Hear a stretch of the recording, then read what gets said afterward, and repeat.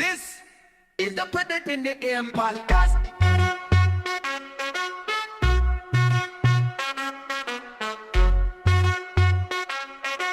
This is the Put It in the Air podcast. Yes. Welcome in, everyone, once again to the Put It in the Air podcast. I'm your host, Brendan Casello, a.k.a. East Coast Virus. And I'm Pascal Rolls Philippe, Punks in Drublic. And he is in danger after this week's performance. Bro, it was bad. Yeah, I'm there with you. Actually, you would have beat me this week. I know, it's pretty pathetic. But we both We're pathetic? were pathetic and still better than the shortest of short fellows. I know. Damn, bro. I know. He should feel really bad. Rough But, week. It's a bad drop from week 1 to week 3 for me. Oh, yeah. How do I go from top score to scoring half as much? I basically? think you're actually in a better boat than I am, even though I'm ranked 8th and you're ranked 9th, just because I barely beat you. I don't think I can be in a better boat than someone who beat me last week. The thing is, I barely beat you. I had the wet fart of the week performance week 1, and Mike Longfellow saved me from being a second wet fart. And you know what happens when there's a second wet fart, right? Ooh, did you shirt yourself? It's Shart City. Oh, man. Yeah, that would probably have to be a name change to the East Coast Shart Cities. Well, when you get a virus, you tend to poop yourself sometimes. That's true, especially if it's in the belly guts. Anyways, welcome in once again, everyone. This is the Put It in the Air podcast. Thanks for listening to those who are listening. We appreciate you. Basically, my mom Yeah. Oh, my dad. and your wife. My wife. Yeah. What up, Julia? Love you. That's it. Thank you, the three of you, for listening. And you know, I know Marv and Billy and Longfellow and maybe Frank and Colin likes to selectively listen. Let's try to get everyone's ears on this. I mean, we had a whopping 10 views last Ooh, week. okay. Well, that's almost the whole league Almost. because I viewed it. I think I might have viewed it more than once. Oh, damn. All right. Well, guys, get on it, man. This episode should be a little shorter, but we'll see. Come Don't to the end forget of it. to like and comment. I feel subscribe. lonely being the only commenter. Like, just tell me I'm dumb. Yeah. I'm used to it. Yeah. Honestly, guys, we're at the point where we're not any longer just starting out. We're starting to hit our stride. So, it's going to get better and better and shorter so you could actually listen to it without skipping around. And Listen- Longfellow and Marvelous, you guys will be in good company because everything will be shorter, not just you guys. Yeah, and you guys are both doing very well in our league, except for Longfellow this week. I don't know what happened. But that's just kind of a recurring thing. It's fantasy football. You could score 170, you could score 70. Depends on how you guys perform. This week, some of the guys performed better than others, as it goes every week. Tends to happen like that. Now, back to the whole draft grade situation. Billy, thank you so much for sending in your draft grade. Round of applause for yes, Billy. And obviously, we knew that Billy was, I think, 4th in the draft grade lineup. He had the best unsubmitted draft grade Right, out of the remaining, 4 right. that didn't. We still have the 11th and 12th place, and then Marv, I think you were in 9th, 8th, or something like that. It doesn't matter. We still Doesn't matter need... because he's wrecking shop. Yeah, he is. He's killing it in first place. Aggie, Marv, Babalu, send in your draft grades on the chat, dude. It doesn't take that long. Just take a snapshot of the email and send it to the chat, or write it like Billy did and just say, hey, this is my score. This is the projection I was supposed to get. We don't need to know what place because we just put the pieces of the puzzle together and we'll figure it out. Yeah, either way works. We just want to be able to recap at the end of the season. Yeah, it'll be fun to go back without missing information, and I don't know where Babalu and Aggie have been, but guys, like, come back to earth. MIA. Yeah, and just about as bad as the Miami Dolphins, Whoa. Yeah, just They- about. I mean, they scored 3 points, so they at least showed up with their kicker. I'll tell you this much. Mike McDaniel's making a real good case for Tua getting that money. Yeah, seriously. I really think that they're in big trouble. We'll go over that when we go through the rundown. Yeah, we'll get to it. The pun down. Another note I wanted to go over. What are you doing, Mike Longfellow? Like, Mike Longfellow, not only did you have the worst score this week, But you made one of the worst decisions I think that's happened. Definitely the worst decision this season. Mike Longfellow dropped Gus Edwards for a kicker. Okay? Now, Right. Gus Edwards, granted, Colin, good job picking him up. You almost got the Sly as a Fox pick this week. However, almost, because Gus Edwards actually only got 3 carries this week. In week 1, No bueno. he had like a dozen carries. Week 2, he had 18. I mean, he had volume. So obviously, you keep that guy. You don't drop him for a kicker when you already have a kicker, dude. Like, But we'll get back to that. yeah, what are you doing, bro? I don't know, man. Anyways, all right, guys, wanted to just run by the 5-37 bet. I know, Thank you all for actually participating. Yeah. Well, maybe not all of you. not all of you, but you know what? We do have our guesses in, and it is now locked. So whoever didn't give me a guess, it's too bad. You're out. You don't get a chance to win free money. And frankly, What is that about? Like, how do you not just toss out a random number in the hopes that you get $5? Like, I had more difficulty trying to give money away with this freaking bet. It's like people are just like bunch of Grinches in freaking September. I don't know. Doesn't make sense, man. I don't know. I don't know what's going on in these people's heads. Like, come on, man. I literally mentioned it in the fantasy chat multiple times, and then I had to individually text everyone. Half the people are like, "Oh, what is it about again? I didn't listen," or "Oh, I don't know what. Could you explain?" Or "Oh, I don't really want to pay attention to your other leagues." Like, come on, dude. Who cares about? It's so weird to Yeah, me it's just because so like weird. I always thought, fantasy will be fun. It'll be kind of like the league. We can talk shit. We can, it's like interact about how shitty each other's teams are. Yeah. But like, no, you really just want to play from a distance and Bunch have of- no interaction. Like, that's so weird to me. Y'all are looking like a bunch of silent haters right now, Basically. calling all you out. Don't worry, you're not all gonna go in the doghouse, but stay tuned. Yeah. All right. So the 5-37 bet. Gee. Okay. So the 5-37 bet is like this. I'm gonna give you all the bets that are locked in. Starting with the most, we've got Marv guessing at 24 bets. Scott 24 wins. 24 bets. 24 wins. So Marv thinks that I'm gonna be over 500. Thanks, Marv. If you win $10. Scott, 23 wins. Billy, 22 wins. All 3 of you, if you guys get the right answer at the end of the season, $10 in your pocket. As we go down the list, Jay, Now, you did say over 22 I said wins. including 22 last week. All right. Billy heard it. That's why he guessed 22, and Scott tried to guess it too. Smart The man. minimum of the high, Yeah. and then Scott had to adjust. Jay guessed 19 wins. He actually guessed 18, which is your guess. So I said, no. Jay is also a smart guy. Yeah, well, he said, all right, 19, and I'll throw my game if I need to win the money. I appreciate that, Jay. That's some positive negativity. So Pascal's locked in at 18. My wife Julia, since some people didn't want to play and wanted to be sour, she's got 17. Longfellow at 16. So we have a nice run there. And then Frank guessed 10 wins. Whoa, he does not have faith. And how do you say hater without saying hater? Colin guessed that I would have Hater. 9 wins. Really, Colin? That's 9 and I think Colin's 30, just bitter because his team is trash. I don't know. I mean, his team is good. They're just not performing. Yeah, that works too. 9 and 33? Damn, bro. You really must not feel like I know what I'm doing. And that's fine with me. I mean, how did you do this week? Well, let's see.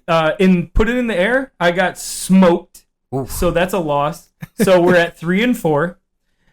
In the Lions Den, I played a team that only put up 73 points. Won by about 40. Oh, Longfellow's in that league too? No, actually, it's Pete O'Connell, Aaron Rodgers, Ayahuasca Picnic. He was, I think, in first. He was 2-0. Killed him. He had one of those weeks where players didn't show up. Understandable. Rashid Shaheed Goose, all that.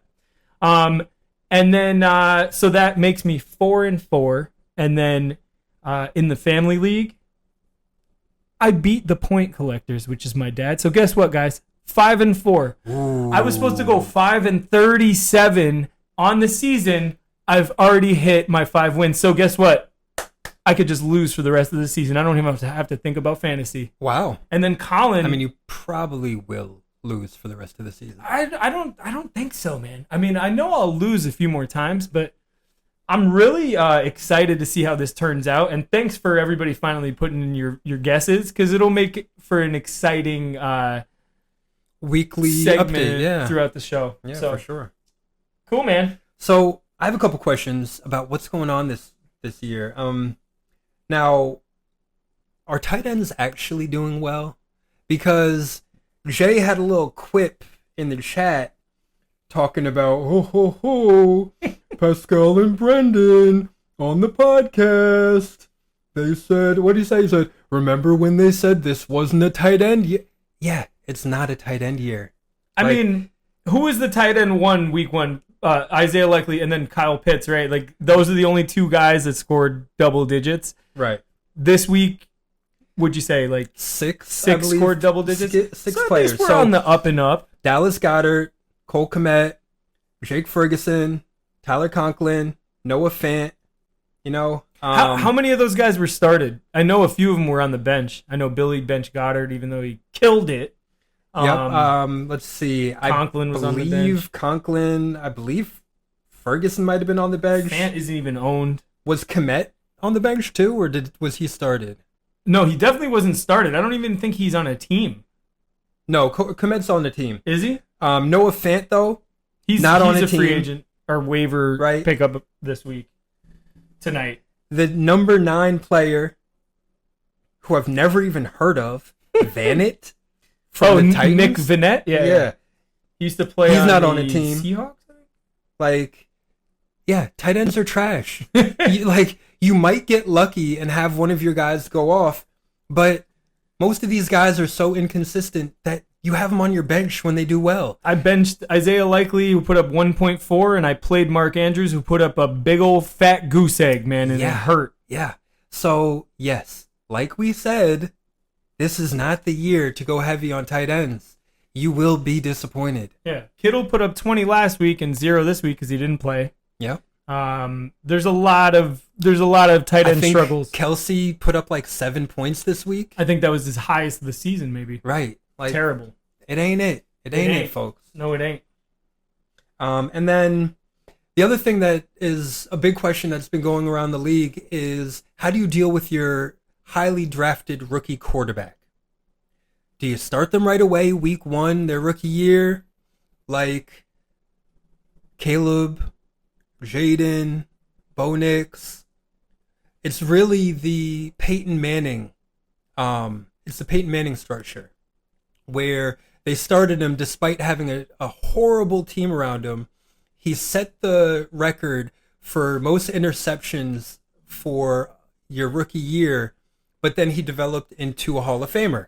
And Josh Allen, his first year, he did not look good at all, and then he turned but Josh it around. Allen, he didn't start the year as the starter. Oh, I see. He didn't start, I think, until like game 7 or something like that.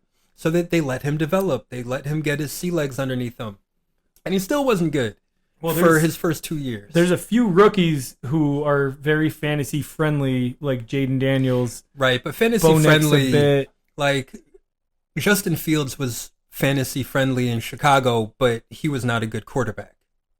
Right? It took me a long time fantasy to learn friendly that. and team friendly are not always the same thing, especially when you've got running quarterbacks, because they can just put up a lot of numbers, but not be very good at throwing the ball. Jaden did it on both ends. Jaden, balling out. Whoa. What? I thought we were going to talk a lot about Bo Nix today, but we'll see. We'll revisit. No Knicks. We are talking about the guy who set the record for completion percentage for a rookie with over 20 attempts. He had a 91% completion rate. I think he went 21 for 23. That's impressive. Outrageous. And how many rushing yards? Like I think 40 rushing yards. Still impressive. But doing his thing. Now, I never had any doubts about his ability to play quarterback.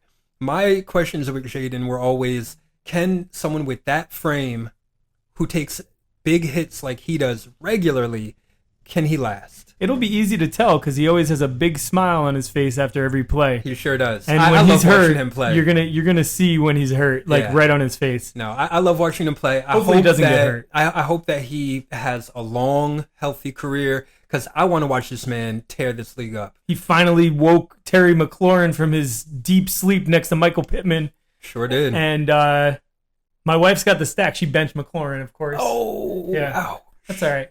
She Yeah. did lose by just a touch too. Oh, man, man. it would have made the difference. It's generally not a good idea to bench your blue chip players because they had a couple down weeks, but I get it. I get it. I did it this week with Michael Pittman, and it proved well, even though it didn't prove to be a winning move.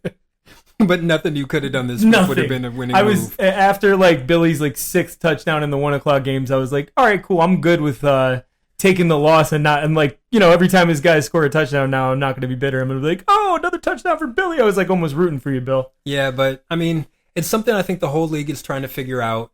Alex Smith, Tom Brady, those guys are saying that it's much better to let rookies sit, but then you've got other guys who say it's better for them to start. Who knows? It's probably a person by person, player by player scenario, but There's different stories for everybody. CJ Stroud had a great year last year. Anthony Richardson started off awesome in his rookie year, and then he got hurt. right. So we'll see what happens. Yeah, What a great game last night. it really was. Oh man. So we're gonna move along. Well, to- one of the games last night. 'Cause Yeah, oh, yeah. the other one was just a blowout. It was just a great defensive performance, offensive performance, and the other team never showed up. Did not. Well, that brings us forward to Dude, what happened? So this week, what happened? We're gonna start off with our pun down. Pats at Jets. The Pats get destroyed by a 40-year-old quarterback coming off an Achilles injury. Meanwhile, the New Jersey B team has a 40-year-old QB coming off an Achilles injury who's playing like he's in his 30s again.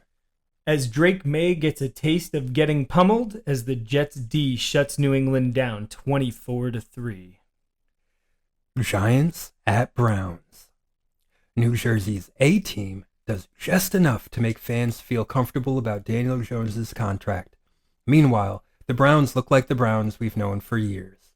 As the Giants D8 with 8 sacks as the G-Men smother the Browns 21-15. The Pack at the Titans. No love, no problem, as the fan-owned team is pretty good at developing QBs. Meanwhile, the Titans might have gotten rid of the wrong QB. As Will Levis leads Green Bay to a win 30-14. I said it right. Took me a second. He's got the question marks on his eyes. The Bears at the Colts. Caleb throws for more yards in his third game than his predecessor has ever thrown for in a game in his career. Meanwhile, the Colts QB is still playing like he hasn't played much since high school, but a good running game goes a long way.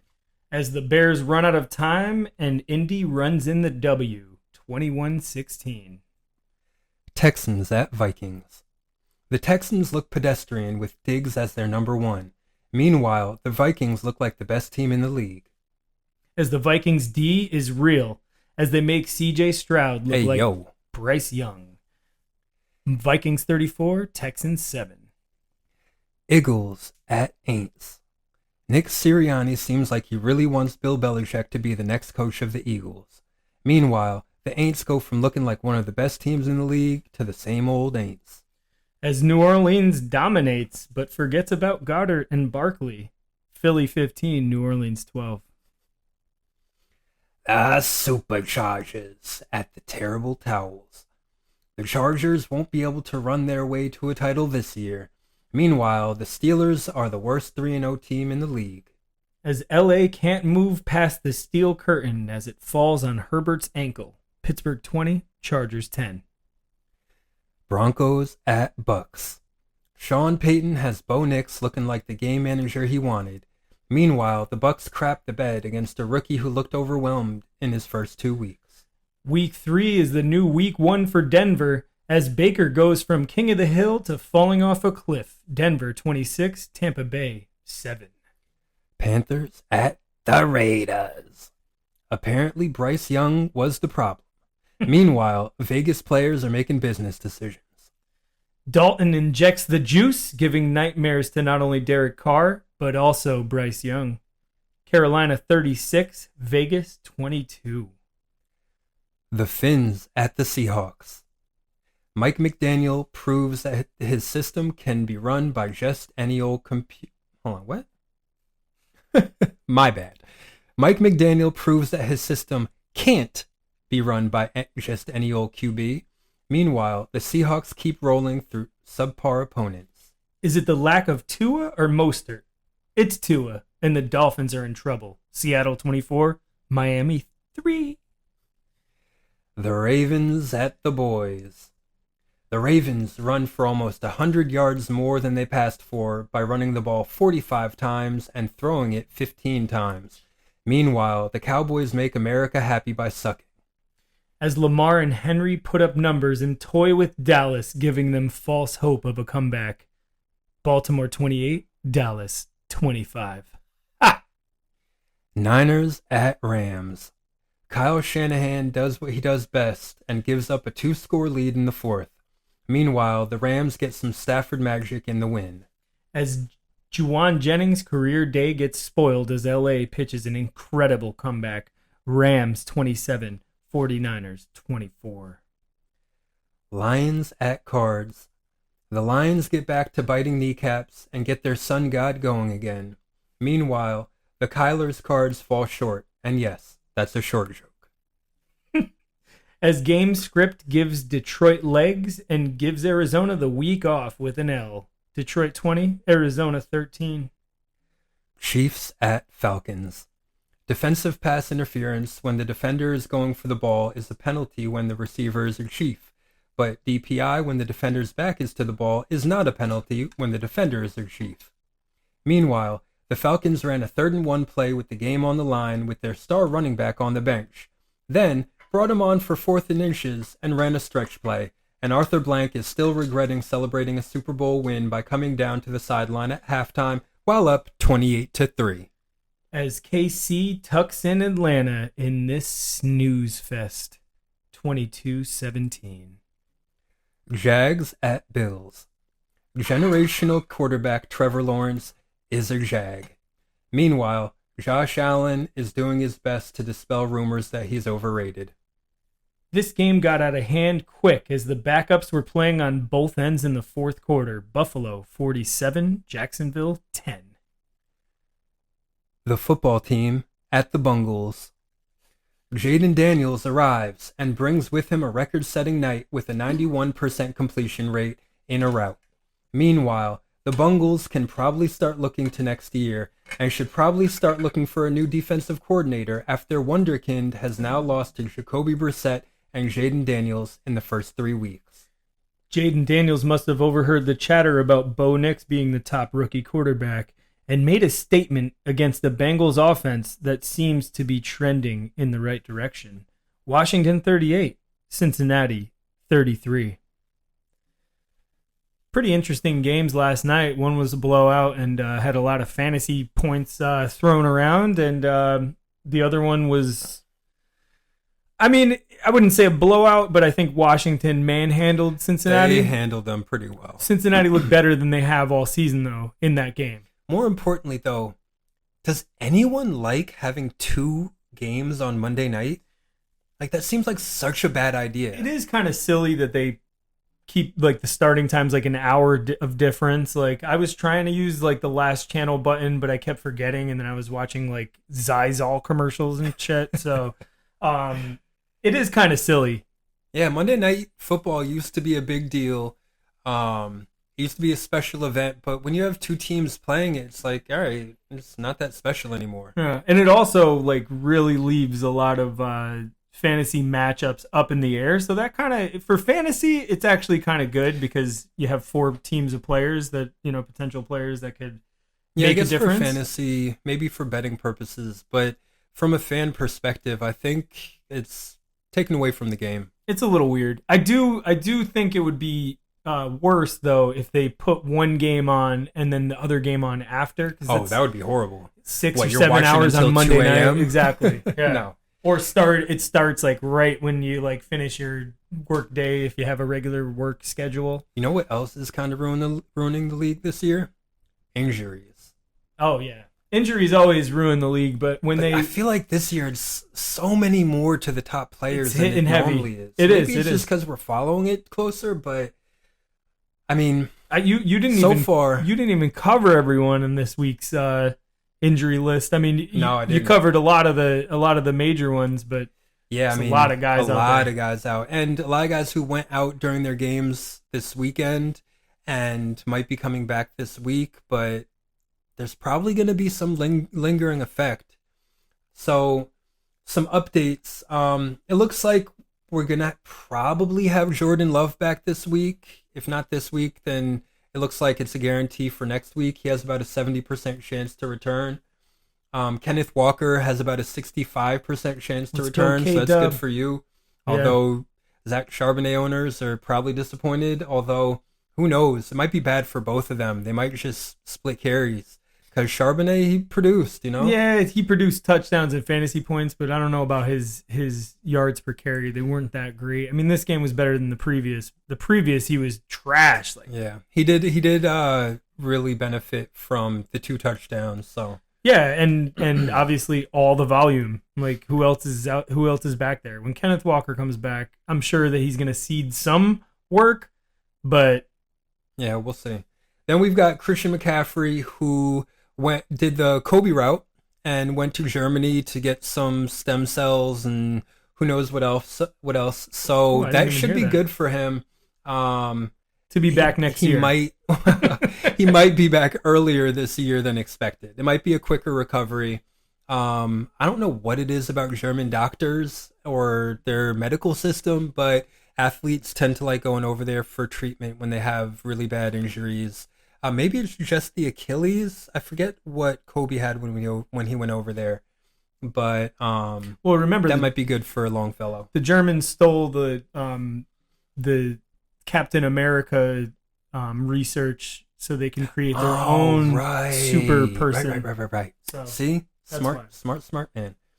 Now AJ Brown looks like he's about ready to return, although watch out because there's a really high re-injury risk those first 4 weeks. it's back. a hammy, right? Yeah. Yeah, that It sucks. really could linger all season, so we'll see how effective he is. But if he's back this week, it'll be good for owners because Devontae Smith is out. Oh man, I actually read an article on Devontae Smith this week.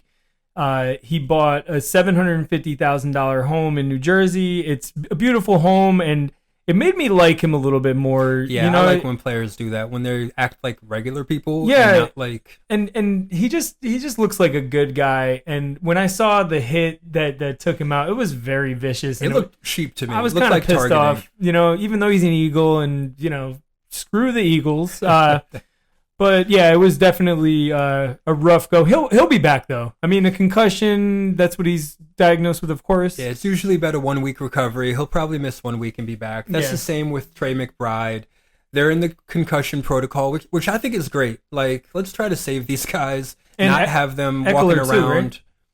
Did you have him on the list? No, I don't have Eckler caught on the list. a concussion actually. last night. Yeah. It's Probably not even out for a week. Yeah, I mean that's usually what the protocol is. Usually takes about I think 5 days to get off the list, and then a couple days to get back. So Unless you're on your handful of concussions numbers, you know, like that have been. well, tallied. apparently Tua is fine, and it looks like them putting him on IR was really just a PR move. Like he traveled with the team. The doctors said that it seems like he's pretty much all right, but yeah, they bowed to pressure. And honestly, for the long term, maybe that's a good thing. Yeah. Like, all right, maybe you're technically ready in a week, but why don't we give you a few extra weeks and maybe that'll help you out a little more. I agree with the whole PR thing. You're going to give him a big head, though, because he's definitely going to rock that Guardian cap if the PR move I hope he has does. anything to do with it. He should have been having it on anyway. Big old head. Now we've got Sam Laporta, who went out, but seems like it's mild. Seems like he'll be back next week. He came back in the game. Yeah. He left and came back. Didn't really produce, but it doesn't look too bad. Najee Harris was seen in a sling. Not sure what's going on there, but you're going to want to keep your eye on him for next week.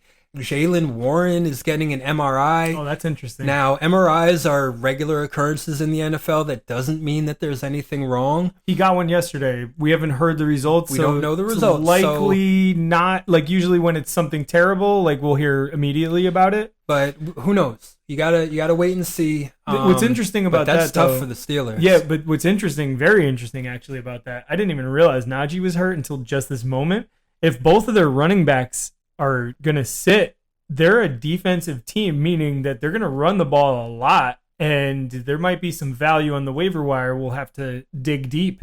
Yeah, See. I'm not sure who their third string is. Yeah, do your own research, guys. And then we've got Adam Thielen. Not sure what's going on with him, He but got- from what the team is saying, it looks like he might be out a couple weeks. He caught a touchdown. He caught it, right? It was a touchdown catch? I don't know. I didn't see. I saw it. He stretched out. He did catch it. He caught a touchdown. He literally laid out and got landed on and Ooh. put his body on the line and And I mean, balls he's to Adam over Thielen. 30. He's an like- older guy. He's definitely going to take more time to heal. But what a badass move by him. I mean, you know what? It's like, I'm either going to get this ball, score a touchdown, and put my body on the line, probably be out a couple weeks, or I could just, I don't think anyone would Play the argue week with out. Adam Thielen being a dude. it's pretty badass. Yeah, I didn't watch any of, well, not any. I didn't watch almost any of the games this weekend. I had Kaizen all weekend, and then we went to the New York Liberty playoff game Nice. on Sunday. Did they win? They did. They blew out Atlanta, I think they were playing. I didn't care, but it was actually kind of fun. And Kaizen got bored, and we left at halftime. But still, it was something. That's cool. Yeah. I figured that would have happened. Yeah, I mean, she's 4. It'd be funny if you said, I don't know who won. Because I'd be like, dude, you could have looked it up. I ended up looking it up just for shits and gigs. Accidentally when he was reading an article about fantasy football. Exactly. All right, so now we're going to get into the put it in the air matchup results. And so, starting out with Punxsutawney Drublick versus I Fucks Your Mom. I Fucks Your Mom took down Punxsutawney Drublick, you dick, thanks to a huge day from Saquon Barkley, who dropped 33.6 points. That was all they needed to secure the 114-81 win. Barkley had 2 touchdowns and the second highest point total in the league this week. With this win, I Fucks Your Mom jumps up to 3rd place, while Punxsutawney Drublick falls to 9th. Ooh. Next week, I Fucks Your Mom faces East Coast Virus, Going down. and Punxsutawney Drublick will try to bounce back against Captain Cannabis. We'll see how that goes. In the next matchup, Steal Your Face Mask visited East Coast Virus and took more than they came with. Steal Your Face Mask came in hot this week, posting the highest point total of the season and crushing East Coast Virus 163.58 to 79.58. More than doubled you up. It hurt. They jumped out early with a lead on Thursday and never looked back. East Coast Virus couldn't catch a break. I always say that too. I can't catch a break. My wife's like, you got to stop saying that every fantasy season. I No, can't catch a break. You're right, though. Especially with Mark Andrews putting up a goose. Steal Your Face Zero. Mask stays undefeated in this matchup and climbs to 4th place, while East Coast Virus drops to 8th, still in the playoffs. Yeah, I'm not sure if that undefeated stuff is true. I don't think it is. Because I think he it talks lost. about previous seasons as if it has no clue what happened in previous seasons. So I meant to take those out, but I didn't. That's all So right. we'll talk about them anyway. That's fine. Coming up, Steal Your Face Mask goes against G-Men's Crusaders. That should be a good one. And East Coast Virus challenges the team with the worst name in the league, Aggies team. I fucks your mom. I was gonna just leave it out. Yeah, I It doesn't deserve to be said too many I times. like saying it. It's the worst. Great versus G-Men's Crusaders. Great. Almost pulled off a Monday night comeback with big performances from Jamar Chase, Joe Burrow, The stack. and Zach Moss. The mini stack. That's going to be tough on the bye week. But it wasn't enough. G-Men's Crusaders held on for a 143-132 win. Derrick Henry was a star for G-Men's, racking up 151 rushing yards and 30 points. This win bumps G-Men's Crusaders up to 10th place, while Great drops to 11th. Next week, G-Men's takes on a tough Steal Your Face Mask squad, and Great goes head-to-head with Catch This Fade. Speaking of Catch This Fade, Boston Bulldogs faced off with Catch This Fade this week. Boston Bulldogs put up some big numbers in primetime, but it was just not enough to get past Catch This Fade, who eked out the 125.68 to 122.38 victory. Whoa. Malik Neighbors came through with 28.2 for That Catch boy's This good. Fade. And Boston Bulldogs drops to 6th, while Marv and Catch This Fade rocks in to lock in the first place prize for week 3. Looking ahead, Catch This Fade will face Great, and Boston Bulldogs will take on the Auto Draftees. That looks like two good matchups for next week. Yeah, should be. We'll see what happens. Next, we have the MILF Fuckers versus Captain Can I Bust a Nut? Both teams put up solid performances in primetime, but the MILF Fuckers edged out Captain Cannabis in a 137-133 thriller. Brock Purdy led the way for the MILF Fuckers with 3 touchdowns and 25 points, while Captain Cannabis put up a strong 75 points on Monday night, but Ooh. still came up short like Almost. Longfellow. The MILF Fuckers climb to second place, while Captain Cannabis stays at the bottom of the standings, where he belongs. Next week, the MILF Fuckers go up against Salute Your Short Fellows, while Captain Cannabis will lose to Punks in Drublic. We shall see. Final matchup, the Auto Draftees facing off against a longtime friend dating back to high school and maybe even before, Salute Your Short Fellows. The Auto Draftees dominated this one from start to finish, crushing Salute Your Short Fellows 138-78, just my shy God. of 78. Dak Prescott and Aaron Jones combined for over 55 points to lead the charge. This win was sweet revenge after losing to Salute Your Short Fellows last season. Both teams had some duds on the rosters, but the Auto Draftees move up to 5th place as Salute Your Short Fellows stays in 7th. Ahead of you and I? Damn, that won't last long. Pathetic. Next week, Auto Draftees facing Boston Bulldogs, and Salute Your Short Fellows will face off against Scott and the Millfuckers. So yet again, we had some good matchups this week, and we also had some Blowouts? shit matchups. Yeah, yes. some super shit matchups. And moving along. Oh, yeah. It's gonna live right down. We're both singers on the side, so. Yeah, I quit my day job for it.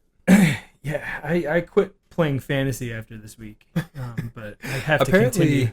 we both quit after week 1. Yeah, well, actually, after last week. I guess when we played pretty well last week. I got the W. We both did.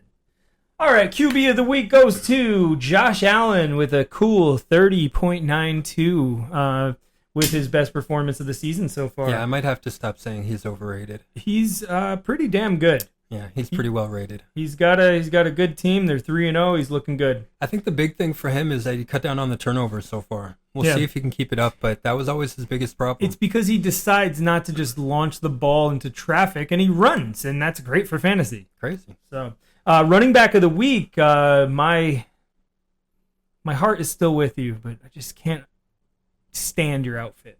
Saquon Barkley, 33.6 fantasy points, crushing it this week. Yeah, I thought he was a reach in the first round, and I was wrong. Turned out he was a great pick. Here's someone who nobody drafted. Wide receiver Jawan Jennings with the 46.5 fantasy point week. Damn! Honestly, he should have been drafted because this is not the first time he's had a good week. He actually played pretty well last week. And in week 1. Not bad. He's, inconsistent, but obviously he's capable of top-tier performances. Well, let's see. I mean, they lost Debo. They lost Kittle. They lost CMC. There's got to be somebody else. Ayuk is going to get... technically lost Ayuk when he decided to stop producing. Because he's getting double and triple teamed. Like, forget the safety. He's just the backup he's Ayuk also coverage. Dropping a lot of passes. Yeah, he is not having the greatest performance so far. Not so great. Better than some of our keepers, though. True. Tight end of the week. Welcome back to the NFL, Dallas Goedert. Where have you been? Sitting on Billy's bench. This dude put up he wasn't 27.00 points without a touchdown. That's bold. That's a lot. That's a real lot. But they were without AJ. Devontae got taken out with that cheap shot. Who do you throw to after that? Yeah, that's a big point of emphasis. However, before Devontae left the game, Dallas Goedert was the target leader. Now, did the Eagles win?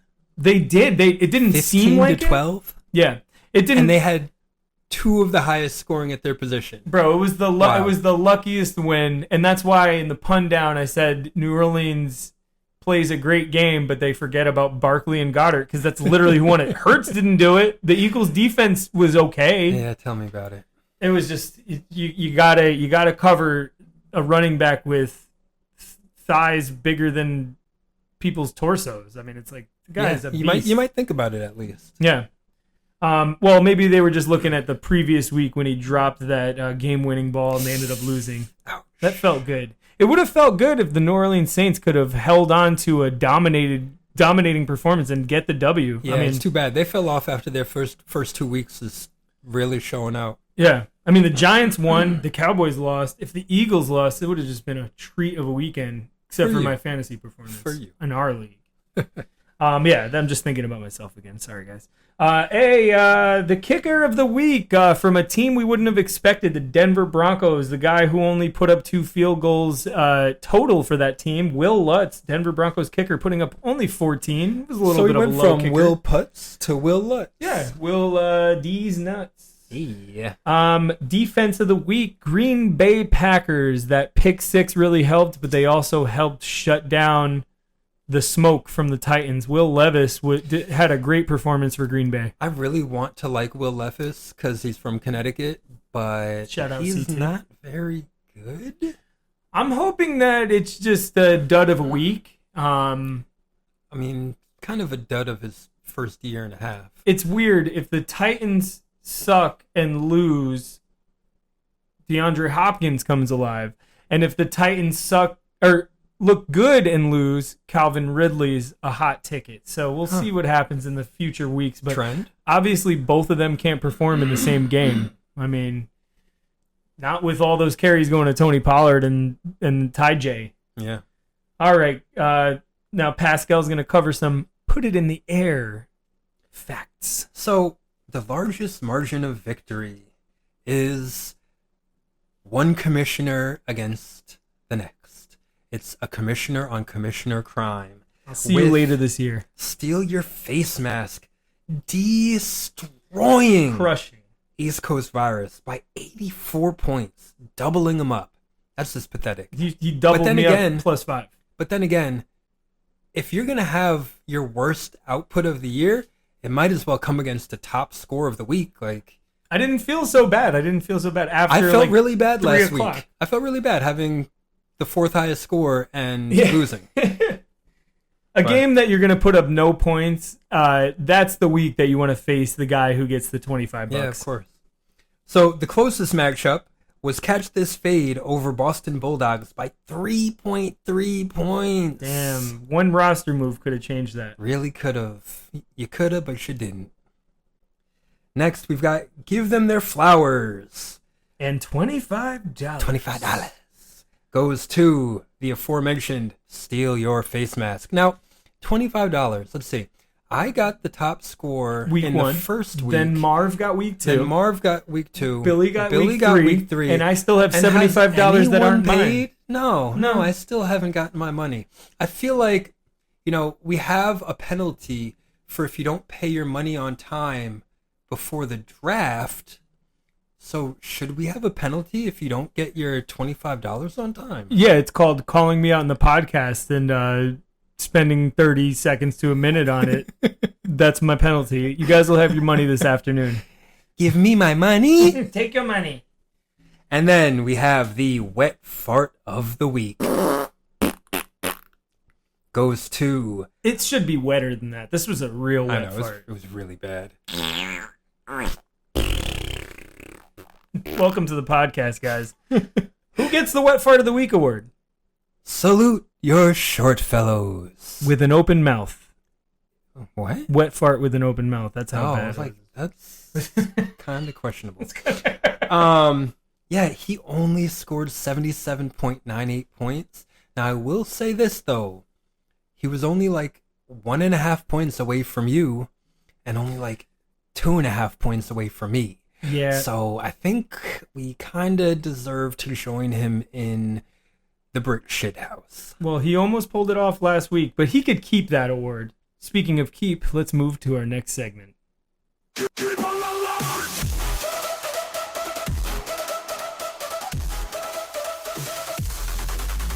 Put it in the air welcomes you to the Keeper Alert. The Keeper Alert, where we go over every team's keepers. We're going to first cover injuries. We still have some lingering injuries from week 1 with Raheem Mostert, who's still out, and Puka Nacua, who will be out for several more weeks. Our week 2 injuries of Isaiah Pacheco, who may come back this season, and Deebo Samuel, who we'll probably see around Thanksgiving. Maybe earlier. When we go to this week's keepers that were injured, we're going to have to give me a second here because there's a few. The more important injuries would go to Sam Laporta and George Kittle. George Kittle was actually not even playing this week. It was a last-second scratch. I think Friday he picked up an injury and didn't play. And then Sam Laporta picked up his injury in the game. He did return to the game, but he is deemed questionable. I believe he missed practice yesterday.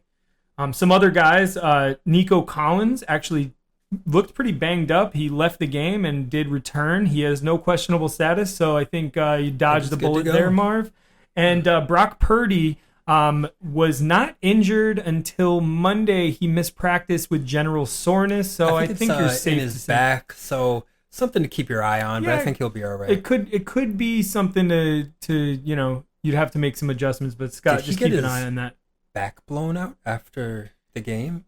Maybe by the coach. Hey, yo! And then we're going to go over our benched keepers this week. Last week, it was just simply Mark Andrews, who outperformed the guy I put in for him. This week, Sam Laporta. Babalu's in a similar situation. Babalu benched Sam Laporta, who actually put up more numbers than his replacement, which was, I know his name. He's on the Dolphins. Here, I'm looking He it up. was on the Jonnu Smith.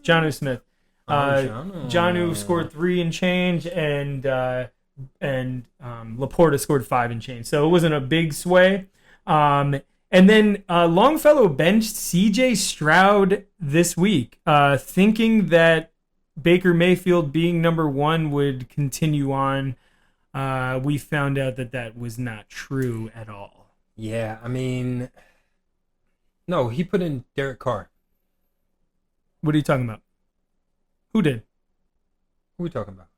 We're talking about... Oh, I'm sorry. Yeah. You're right. Longfellow put in Derek Carr instead of C.J. Stroud. And Derek Carr's performance was terrible Boo-boo. as well. Yeah, 7 points to C.J. Stroud's 9 and change. Yeah, I mean, 8 points to 10 points, basically. And then, seems like this is a recurring situation. Keeper of the week goes to Billy. Billy's getting all the awards this week. Kyron Williams crushing it with a 31.6, almost getting the running back of the week as well.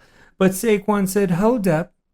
Billy, congratulations on having the Keeper of the Week. Now Pascal's going to go over the winners, so you're going to get to hear more about your guys. Yay. Hooray! All right. So this week, the MILF fuckers Winner! Brock Purdy, who scored 25.78 points compared to his expected output of 17 points, which was 8 points over expected.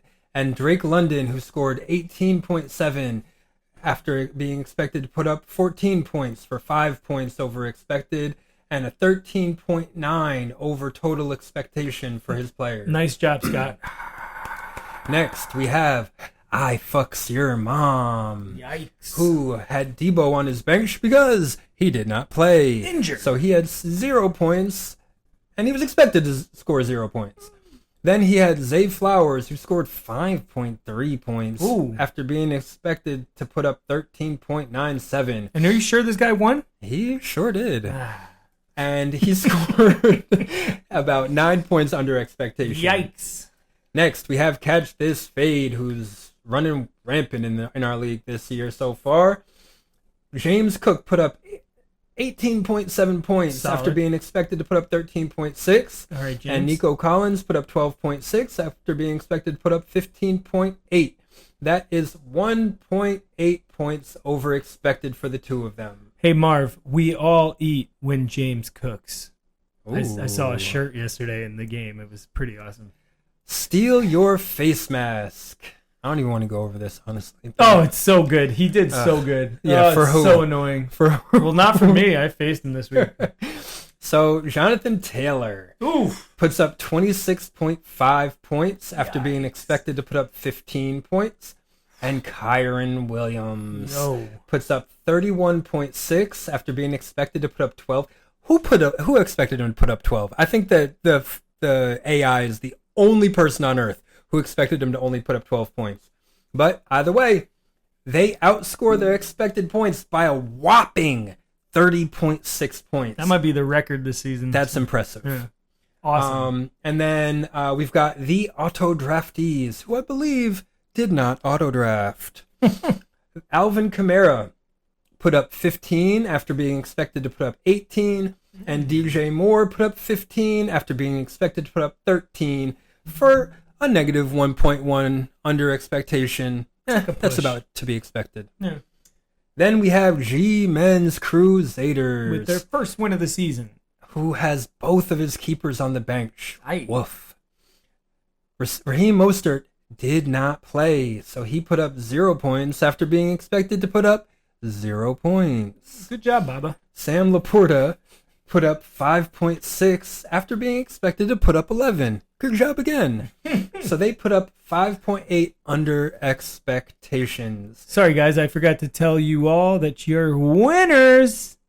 Winner, winner, chicken dinner. So those are our winners for week 3. Congratulations. Good job, guys. Good job in the fantasy realm. Now we're going to go over the losers. Ya loser. Hold on. Wait to say that because first is Punks and Drublick. You're a winner, but you lost this You week. lost. Punks and Drublick had Rashad White, who only put up 8.5 fantasy points, which was 4 and change under his projected score. And he had Devon Achan, who followed suit and put up 8.8 points, which was 9.5 points under his projected value. Pascal finishes with about 13.5 points under his projected value this week. That's how you lose a game. Next, we have Greg. Ya loser. Isaiah Pacheco is out for you, so he cleaned house. Brandon Ayuk put up 9.8, which is about 5 points under his projected value. Colin finishes the week with under 5 than expected. Next, we have yours truly, the East Coast Virus. Ya loser. I know, I lost. He had Kyler Murray put up 14.78, which is about 4 points under his projected value. And Mark Andrews put up a big old round goose egg, which was 11.25 points under his expected value, leaving East Coast Virus with 15 and change under his projected value. You suck. Next, we have Boston Bulldogs. Ya loser. Boston Bulldogs had his boy Breece Hall put up 18.3, which is about a half a point above his projected value. Congratulations there. And Dalton Kincaid put up 13.1, which was about 2.5 points above his projected value, leaving Jay at about 3 points in the green. But you still lost.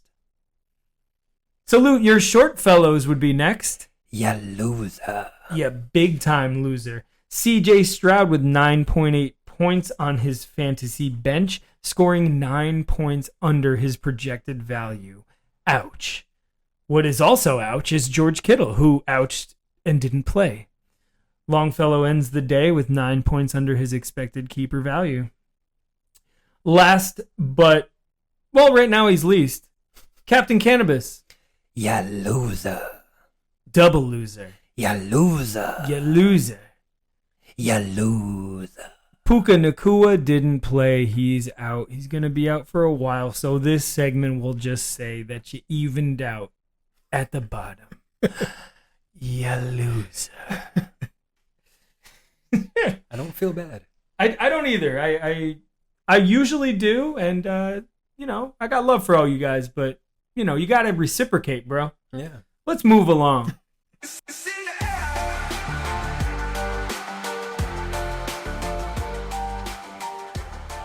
It's in the air. Brought to you by Third Quarter. So it's in the air. This is where we're going to cover our top questions of the week. I'm going to start this week, and I'm going to ask. Go for it, buddy. I'm going to ask a question that will get your brains moving. Who in the NFL has the best defense 3 weeks in? There's a lot of them. That's lot a good of good question. defenses. Yeah, I mean, I think we were talking about this last week about how defenses have started catching up with the offenses. They're coming with some pretty funky schemes. The too high safety look has really taken the league by storm, and it has been doing its job. It's really limiting these offenses. I think part of it is that there are more drives, so you're just not able to score as many points. But also, if you're flooding the zones with defenders, then it's harder to score. It's simple. I always hear, defense wins championships. I put together 6 teams that might have the best defense in my opinion, and I don't see any of them winning the Super Bowl this year, minus the first one who has the best chance. This is in no particular order, but I'm going to go ahead and say that one of these 6 teams is the best defense in the NFL through 3 weeks. Don't tell me you're going to say New Jersey is B team. I'm going to say the New York Jets, who is the only team that I think they have the best opportunity out of all these teams to make the Super Bowl. I hate to hear it. The New York Jets. Yuck. The New York Football Jets. Yuck. The next on the list would be the Denver Broncos. No way. They're not going to make the playoffs. I don't think so. But their defense showed out this week. Yeah, solid. They've showed out every week. They have. I mean, they didn't win, but they showed out. They definitely have to be on this list after shutting down Houston 34-7. Was it? Was that it? No. I'm sorry. They didn't play Houston. They didn't play Houston. I'm mixing my teams up. That's because They played Tampa Bay. You're a loser. 26-7. Tampa Bay is a pretty high-powered offense. Yeah, they've been balling so far. To shut down Baker and the boys, Mike Evans keeping him to one catch. Godwin had a good game, but they couldn't produce.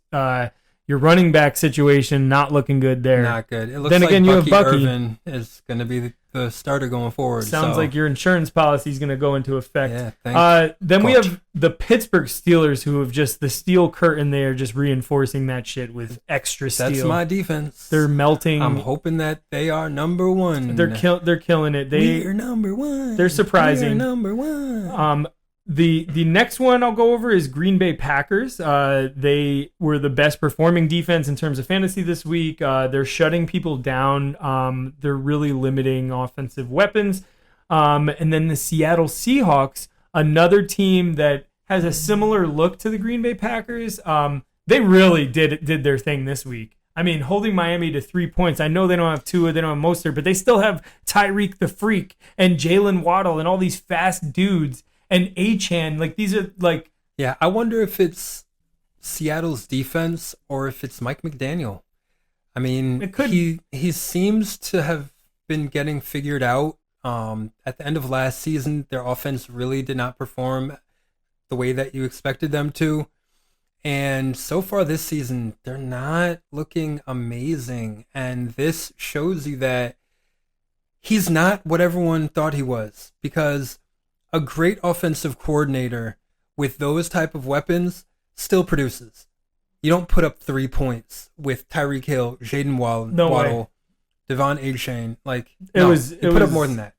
It was impressive, and even more impressive, and I think my pick for the top defense in the league so far through 3 weeks is the purple people eating Minnesota Vikings. Yeah, man, they're balling. This was the week that they needed to prove that Darnold and the boys are actually worth rostering and going to have a good season. But their defense came in and held the Houston Texans, who might have the best receiver trio and a great running game. Then again, their running game was suspect this week because Mixon was out. And what's his name? Didn't do that well. Akers? Yeah, Cam Akers. Yeah. But, all right, so they're banged up in the running room, but C.J. Stroud was shut down. The receivers were shut down. I think the top receiver was Diggs. Yeah. He surpassed Nico. That's not a good thing. He's not supposed to be your top dog. Definitely not. He's not young in his career anymore. Age. But Minnesota just... And I think Tank Dell might have gotten hurt. Either way, I think the Minnesota defense holding a high-powered offense like that to 7 points is just extra impressive, and I'm excited to see what they have for us in the rest of the season. Yeah, Minnesota, they look like the league's best team. I don't think there's two ways about it. Yeah. The damn Vikings. Who would have thought? I don't know, man. Really, Not me. I would have had them in Not my me. bottom 10 for sure. Sam Darnold, obviously he showed last year with San Francisco that he was better than what he showed with the Jets.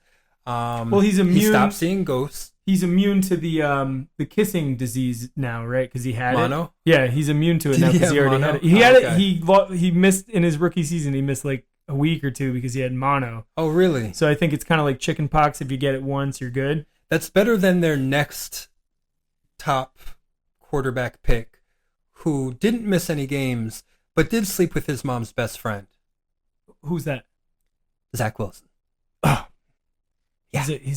They're guy. both like giant babies, in my opinion. That's what they look like giant They little do. kids. They do. They have that baby face to them. But no, Sam Darnold is balling. Justin Jefferson. I think Addison was out this week, right? He was, yeah. And Jalen Naylor, he performed well. He's hitting touchdowns every week. Aaron Jones, Really good week. playing really well coming from the Packers.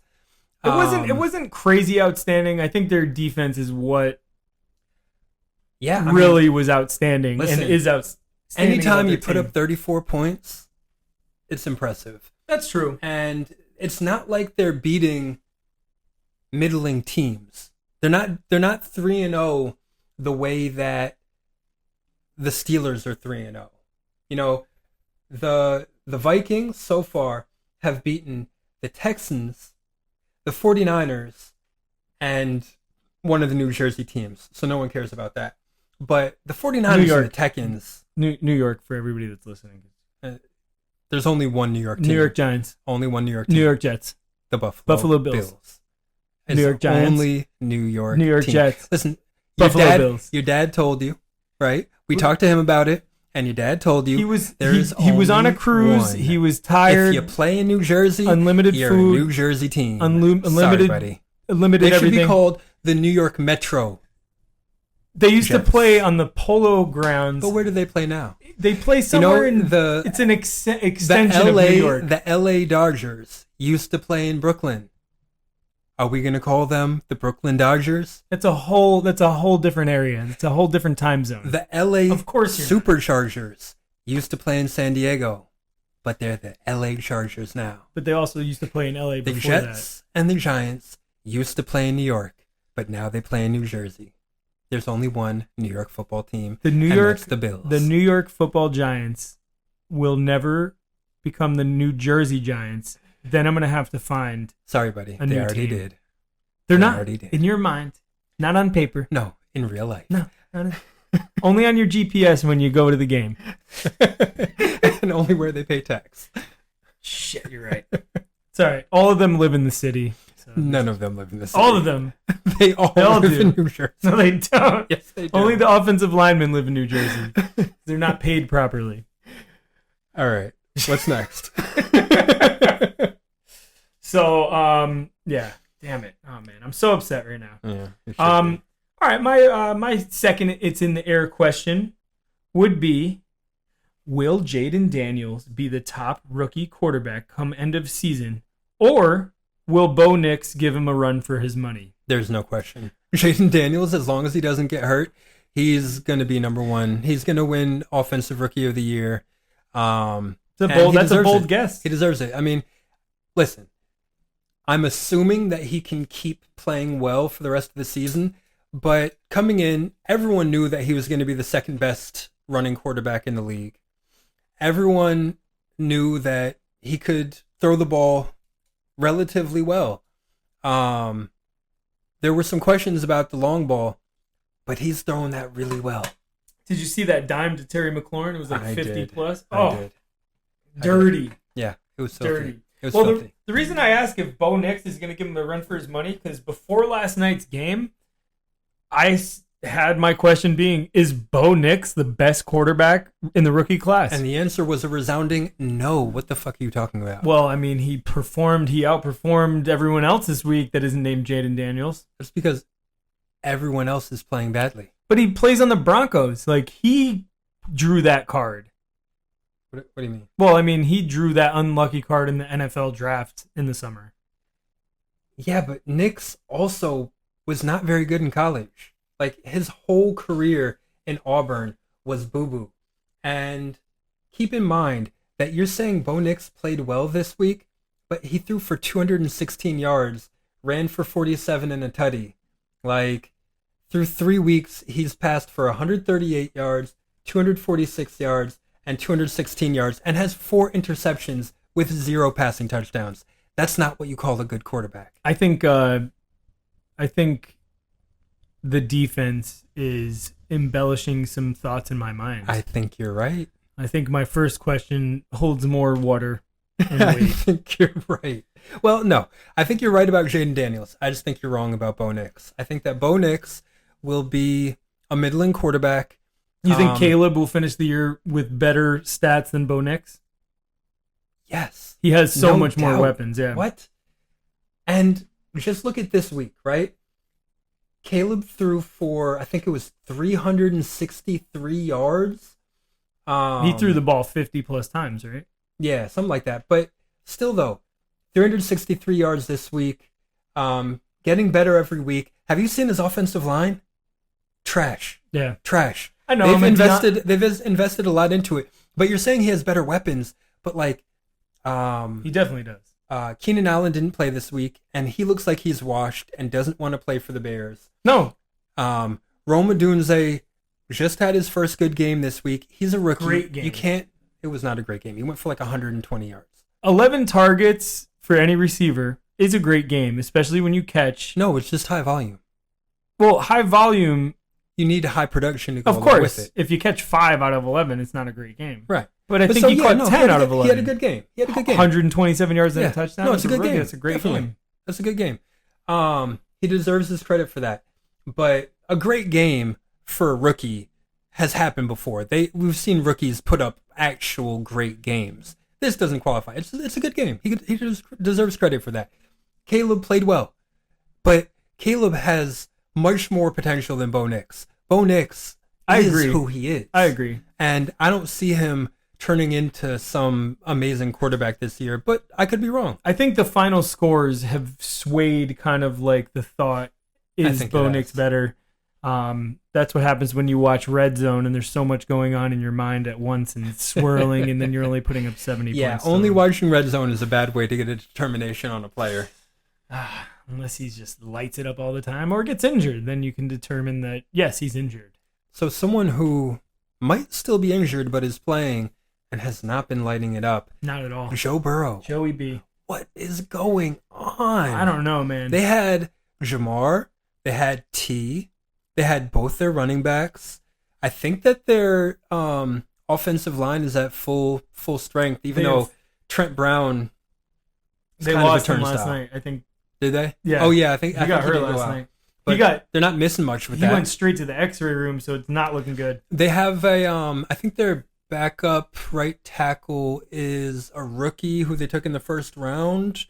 Or is it the guy they took last year? I forget. But they've got a backup. It's not like They got a proven tight end in Mike Gesicki, who's had a pretty good career with the Dolphins. And before the season started, their defensive coordinator, Lou Anarimo, I think his name is, he was looked at as one of the best D coordinators, one of the best young D coordinators in the league.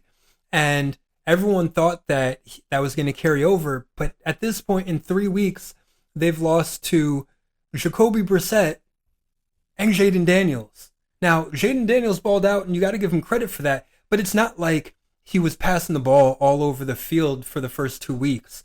So being the team that he breaks out against, that's not a good look.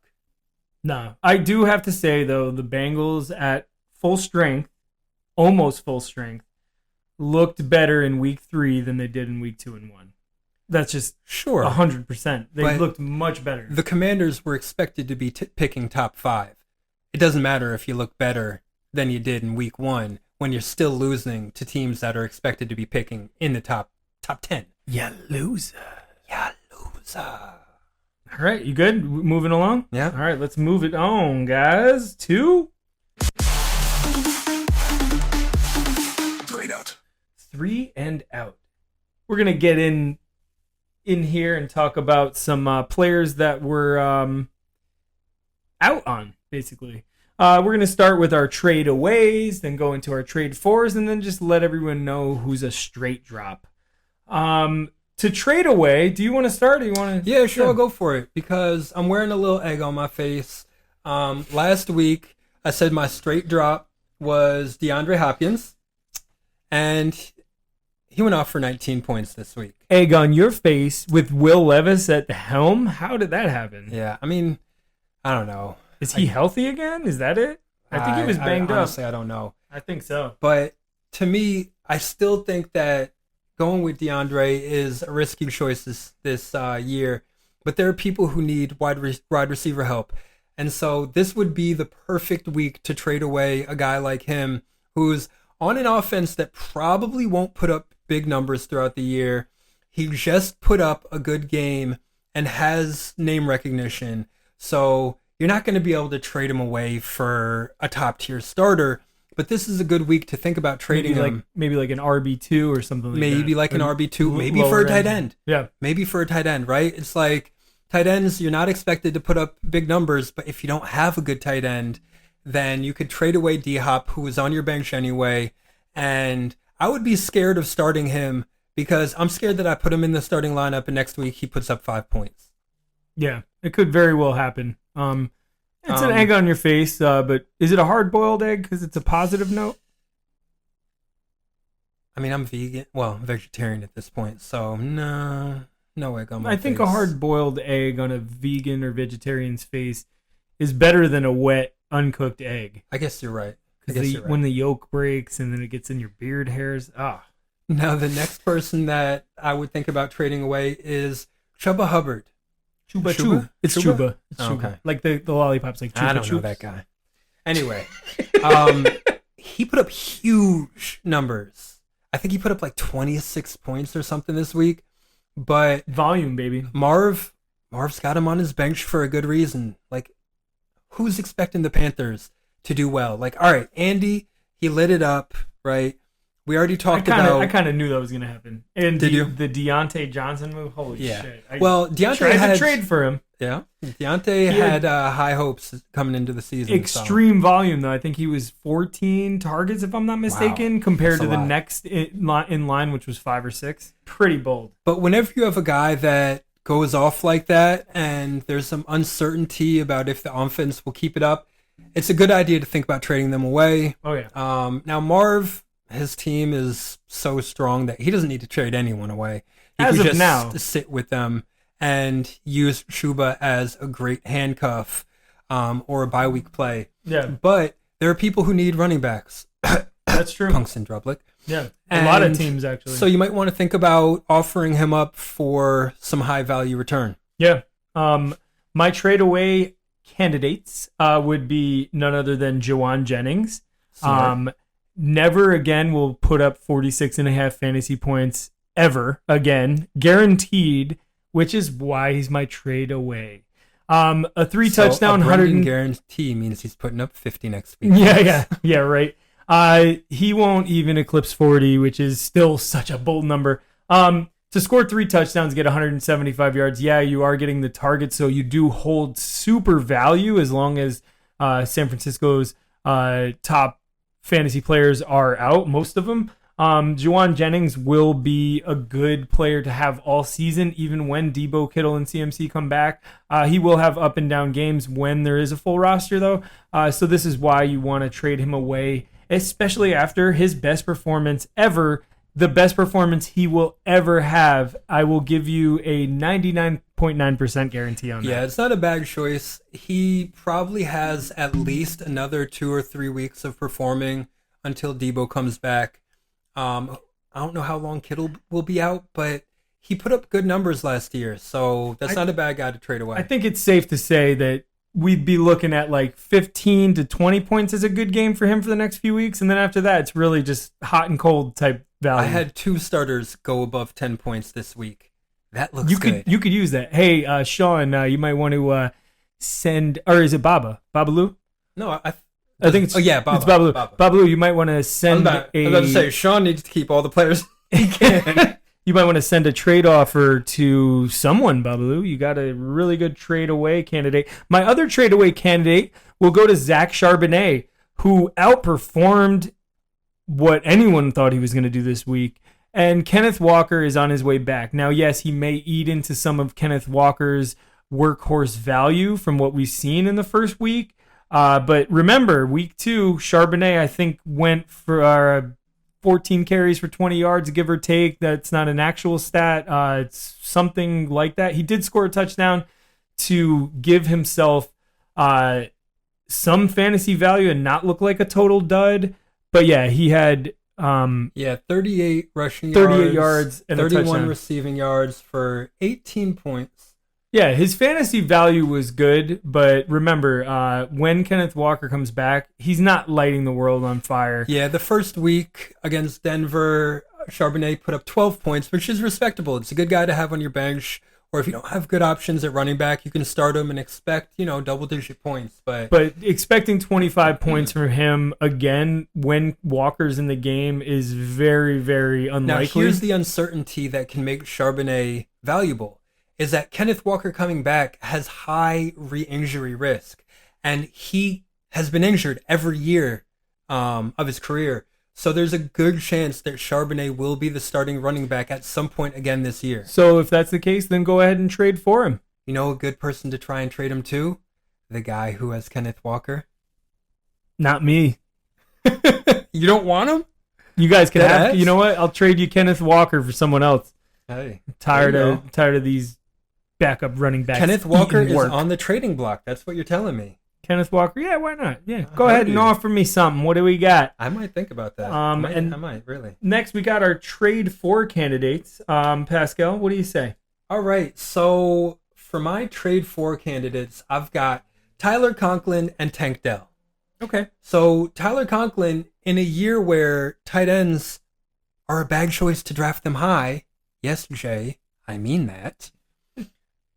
He scored 14 points. He was one of the top 10. He was one of the few tight ends who actually put up double-digit numbers. And Aaron Rodgers looks like he's got his mojo back, which means the Jets are a legit offense. And A-Rod has no problem throwing to his tight ends, and Conklin will likely be his number 1 tight end. Teams are going to be focusing on Breece Hall, Garrett Wilson. So if you need a tight end, and I forget who has him, but probably Jay. Yeah, I think so. But he's got him on his bench. Big homer. So, or maybe not Jay. Yeah, let me look this. Jay wants him. I'm sure he does. Jay wants Tyler. No, Jay's got him. He does. Okay. Yeah. I told you he wants him. He does. He wants him in his bed. Jay wants Tyler Cocklips, and who wants Stank Dell? But so he's also got Dalton Kincaid. So he's not going to be starting Conklin over Kincaid. He could flex him. He could flex him, but that's not worth it. Like, he's got Eckler. He's who flexing is Gabe questionable. Davis and Austin Eckler. Gabe Dude. Davis. Trash. Davis. Jay, your flexes are not looking But good. no, right but now. he's got AJ Brown, who should be coming back soon. Ray McLeod played pretty well and might be getting more looks. So Keenan anyway, Allen, who might come back at some point. Yeah, Tyler Conklin, person to think about trading for if you Wait. need some tight end help. He also has Luke Musgrave. Yeah. That's an open roster spot right there. And tell us about Tank Dell. Why would he be traded for? Tank Dell, he has the potential to put up big numbers. Hasn't really been producing so great so far this year. And it looks like he's hurt. He's been having injury issues. His throughout relationship career. his relationship with CJ gives him so much value. Like, Yeah, he's dealing with soreness, so it's a hit to the ribs. He's just a small guy. He's going to be dealing with this type of stuff probably all season. like And- Achan. Like Achan. Well, yeah, like Achan, for sure. Except, Not to jinx you, but so I far see so it good coming. without Mostert. yeah, Right? actually with a lot of volume too. Yeah. Tank Dell put up 11 points. He doesn't have any touchdowns on the season. He might not be a big performer. They've got a lot of mouths to feed, but he could. So that's the type of volatility that it's worth giving up maybe a wide receiver 2 or a running back 2 for. So someone to think about trading for. I got my trade for candidates being two heavier hitters than that. One would be Tyreek Hill. I mean, after a week where the Dolphins put up 3 points and the potential return of Tua or of a quarterback that could actually throw the ball to a cheetah, Tyreek Hill has lots of high-value performances coming your way. So Tyreek Hill, you're going to have to throw a lot at the team for him, but he's at a discount right now. And then Sam Laporta, I know he's banged up, but he was the tight end number 1 last year. He will have good performances. Jared Goff did not age that much in the offseason, although he's not looking that great. Yeah, but I mean, the Lions are starting to get better. Maybe it just took them a few weeks to get their feet under them. Guys like that who have shown that they can put up numbers in offenses that have shown that they can be productive, it's worth taking a risk on. All right, cool. Well, who would you straight drop? So, as I said last week, I said D-Hop. So, whoever I say this week, you should probably start. Roster him. But so this week, I'm picking Austin Siebert.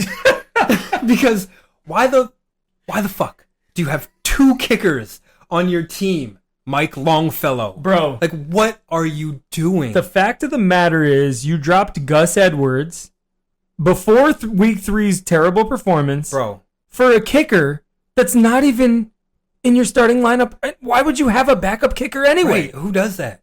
Who does that? It's a wasted roster spot. It it's really like is. saying, I You might don't as well need have this no bench. one. Yeah. You might as well have no one. That's got to be the bonehead move of the season so far, dropping Gus Edwards Yeah, for straight up. Austin Seibert. Straight up. And it's not like J.K. Dobbins has some immaculate injury history. If he goes down, who's the starting running back? Gus Edwards. Stop talking about J.K. Dobbins' injury ability.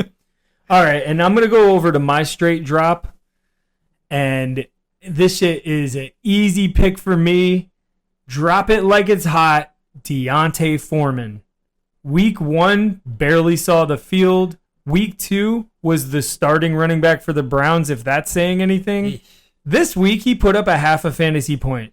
Not good. Not at all good. Colin, I would probably Didn't he drop him start him? tonight. He started him. Ugh. And Is that why he lost? Lost by like 11. Now I'll tell you why he lost in a little bit. All right, guys. Well, we're still inviting you guys to let us know if you have anyone on the trading block so we can kind of put it out there and put it in the air so anybody else that might be looking for that position might send you a trade offer, because we like to get trades moving. Like, let's have some activity, guys. Come on. Yeah, I gotta start offering some trades. I did last week. Sean declined my Michael Pittman, Devin Singletary for Deontay Johnson and Travis Etienne. Sounds like that was pretty smart. It was smart, and it was simply because Michael Pittman had a late questionable mark put on Friday.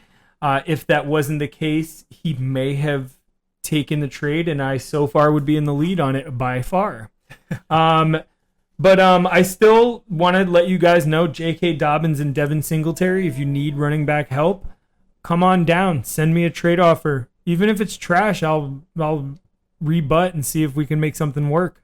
Yeah, Jalen Waddle, if anyone's interested, I'd have to sell low. So, yeah, I guess he's technically on the block.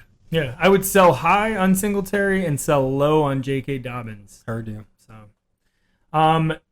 So yeah, guys, that's that. We're going to go ahead and move along to our next segment, which is Freshman Football. Freshman Football. Pascal's going to cover the top 10 to 13 freshmen with their performances this week. Shoot. So this week, we have Maserati Marv putting up 17 points. So 2 weeks in a row of putting up numbers after a very, very forgettable week one. Malik Neighbors balling out. Killing it. With 28.2 points. That's 28 points 2 weeks in a row. He's a killer. I guess that's what happens when you're the only weapon on a team. They're going to win again. Xavier Worthy, not doing well. 5 points. Yikes. Now, if you got pass interference points put on, he would have been doing all right, but you don't. Then we've got Keon Coleman, who finally put up some numbers. 9 points. Well, I guess he put that up in week one, but that's a week after a goose egg, so it's congrats. Less than we were expecting. Next, we have Rome Odunze. Finally lit it up. Who put up 23 points sitting on the bench. But good job, Rome. Then we have Lad McConkey, who put up 7 points, which you are not going to write home about. Doesn't help that his quarterback is hurt. Then we have Jaden Daniels, who crushed it. Looks unstoppable. 28 points. Just like we won. 28 points. Good job, Jaden. Then we've got Trey Benson, 0.8 points. Bye. Then we've got Blake Corum, Goose. 0 points. Again, bye. Later. Then we've got Brian Thomas Jr., 9.8 points. Not great, not bad, not great. Next, we've got Caleb Williams, finally getting into the double-digit club, 17 points. Still not that great. And then we've got Brock Bowers. Came down to earth. 7 points. Wah, wah, wah. So, not great. Pretty good for the rookies. You know, they'll get better. But our top three were Rome Odunze with 23, Malik Neighbors with 28.2, and Jaden Daniels just edging them out at 28.6. Good job, y'all. And now I know we were supposed to shine the spotlight on Xavier Worthy this week, but I accidentally looked everything up on Rome Odunze. Damn it! He was picked 9th overall in the NFL draft, so you got to give me some slack. Okay, so Rome Odunze is a 6'3", 212-pound freak. Born in Orem, Utah, who moved to Las Vegas in his childhood and went to Bishop Gorman High School in Vegas. Attended the University of Washington. UW. He was the Gatorade Player of the Year in high school, by the way, in 2019. That's saying something. Probably impressive. Yeah. In 2023, he actually led the NCAA in yards, which is crazy impressive, especially because he played with a broken rib for most of the season. What? And a punctured lung. My dad broke his rib falling off the roof of his farm. It's a painful injury. Yeah, I imagine. Constant pain. And he played through it. He was actually also a finalist for the Fred Biletnikoff Award that was won by Marv. The best wide receiver in the country. He had the most yards, so... he was all Pac-12 in 2022 and 2023 and an All-American unanimous choice in 2023. The NFL seen him drafted 9th overall. Can you find out when Frank drafted him? I actually didn't put that. The auto draftees drafted Rome Odunze to accompany DJ Moore on his team. We'll have that fact for you in a moment. I'll give you the quick NFL stats. In week 1, he was 1 catch for 4 for 11 yards, 2.1 fantasy points. Week 2, 2 catches on 5 targets for 40 yards. And this past week, 6 catches on 11 targets, 112 yards, and a tutty for 23.4 fantasy points. He was selected 76th overall, so that's the 7th round. Pretty gold, and it should be potential keeper value for you, Frank, if you play the game after right. Xavier Worthy. So next week we'll talk about Yeah. X-Dub. And that's the freshman football for the week. We'll move along to Market Watch. Now, Pascal, I'm going to highlight a player who, Who is it? The player is on the rise. the player that I want to talk about is Deontay Johnson. And yes, I feel like we talked about him I already. think we did. Yes, he is on the rise, dominating in targets, dominating on the field, scoring a touchdown, looking great doing it. Hasn't lost a step. All he needed was the Red Rocket, Andy Dalton, to throw him the ball, or Get it, anybody man, but get it. Bryce. I feel bad for Bryce Young. Yeah, me too. But he needs to sit. He needs to watch. He should have sat, period, Yeah, from day one. yeah. Like, he should. this obsession with we have to play him because we drafted him high, it's like, no, you have to do whatever you can to make him succeed because you drafted him high. And then my next player to highlight would be Gus the Bus Edwards, whose value is going down. Down. Gus saw a huge... Still not worth dropping for a kicker, though. No, definitely not. He saw a huge drop in his volume this past week, which is concerning. The Chargers couldn't really do anything against the Steelers anyway, so that would be my stock down. So now, my stock rising is another team that we've already talked about. The Vikings offense. Outstanding. I'm not going to go in depth because we talked about it plenty, but they really, really deserve credit because who thought that it was going to be like this? I know I didn't. Like, Definitely not. Everyone thought, that's why Justin Jefferson went 9th overall. Yeah. Right? Because everyone thought that they were going to be booty, but they're not. Bounce back. They're booby. And my stock falling. Well, I said the Cowboys offense, but it's really the whole Cowboys team. Good. They are looking bad. Which is great. Yeah, I'm not going to lie. I don't mind it because I can't stand the Cowboys either. Because whoever claimed that they're America's team lied. Trash. America America is not silver, blue, and white. It's red, white, and blue, like the New York Football like the Giants. Patriots. Like the New York Like the Football Patriots. Giants. Like the Like New the York Football Patriots. Giants. Let's move along. The Cowboys are 1-2. They're sitting in 3rd in the NFC East after beating the Browns. And they face New York Football Giants, America's football That team, is Thursday an night easy this win. week. I am so happy that I have CeeDee Lamb against the New Jersey A team. You're gonna regret saying that because the Giants will win. I don't care who wins. I just want them to put up numbers. Oh, the Giants, the New York Football America's team, Giants, the Literally G-Men. never known as America's team. Let's move on.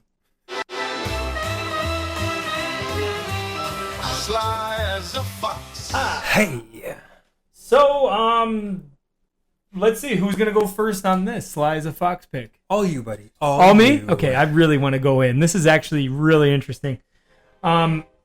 Remember, I told you the Sly as a Fox pick could have been Gus Edwards, but his poor performance made me change hands. Oops. Don't worry. There's similar information about to be dropped. So, G-Men's Crusaders picking up and playing Alexander Madison against great is my Sly as a Fox pick this week. Alexander Madison. Alexander Didn't he only Madison. put up like 11 points or Well, something? let me explain why this would be my Sly as a you Fox gotta, pick. you gotta explain that one. So, to me. all right, it's a multi move situation. Colin picked up Alexander Madison after week 1 in waivers. Okay. Then he dropped him after week 2 after a bad performance. Okay. Babalu picked him up after week 2 Okay. in waivers after Colin dropped him. All right, I'm following. He flexed him against Colin. Okay. This is the crazy part. Alexander Madison outperformed Devontae Adams and Brock Bowers, who were both on Colin's team, and gave Babalu 13.4 fantasy points. Okay. And Kinda Babalu beat Colin by 11.1 fantasy points. No. Yeah. It's a full circle situation. Oh, So that hurts. there's a chance Baba could have picked up somebody who goosed or put up 1 or 2 points and Colin would have actually claimed the W, but it must hurt so dearly. Or Colin could have kept him, started him, and won. Or just kept him on his bench and kept that value away from Babalu because he would have needed a player that scored at least 11.1 and change to defeat Colin. Like he won by 11.1. If he took 13.2 points out, he would need 2 points. He would down. need a player that scores 2. You're right. More than 2 points. Yeah, but you're right. nonetheless, But still. it's gotta hurt to watch a guy that you dropped beat you by the exact number that needed to beat you. Yeah, and exactly. score more than the guys on the same Yeah. team that you. It's gotta Yeah, hurt. and to have your premier rookie tight end underperform, and then Devontae Adams, who looked like he was on the top of the hill, and Yeah, then him underperform, playing it was well. just And really have you seen crazy. like Devontae Adams looks like he is done with the Raiders. He does not want to be on that team anymore. Like, Come stand alongside Malik Neighbors and see what we can do. yeah, he wants to go to a winner.